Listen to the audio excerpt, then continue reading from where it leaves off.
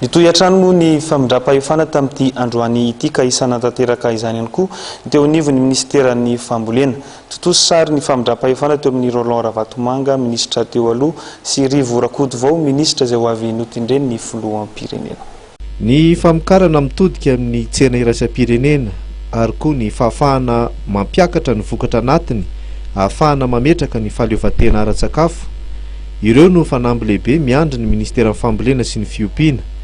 Vina izay napetraky ny filohan'ny Repoblika izay tsy maintsy tanterahan'ny gouvernement raha ny fanazavana nety minisitra eo anivon'ny fiadidinan'ny Repoblika misahana ny fambolena sy ny fiompiana ary ny fampandrosoana ny tontolo ambanivohitra Rivo Rakotovao androany tolakandro.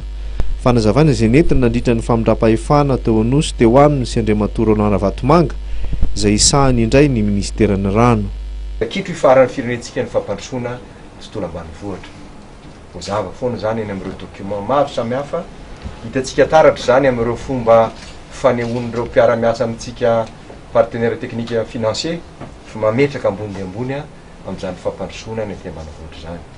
Miova nefa ny toetrandro manaraka ny zava-misy isika no ary teo ambanin'ny fitantanan'ny ministra Ravatomanga Roland Zokobe zany no natonga an'izay nisy anandray an'izay mutation ngeza be nisy déclaré tsika nangatahatsika ho zany grenier alimentaire ny zone ny Océan Indien zone régionale zany ary efa ela hitantsika menakavy nefa hoe andao hitotika any amin'ny tsena ny zavatra vokaritsika malagasy fa tsy mamokatra ho fe mamokatra fotsiny tsy hoe za miteny zao akory ny vao atao zany fa efa ela zany nitodiana sokatra amintsika zao le tsena men'olona didy mihitsy ary tsika hoe io ary ao anatin'ireo firaisana amin'ireo nosy maro samihafa manodidina antsika hovahana aminareo ny tsena misy fepetra maro samihafa nefa.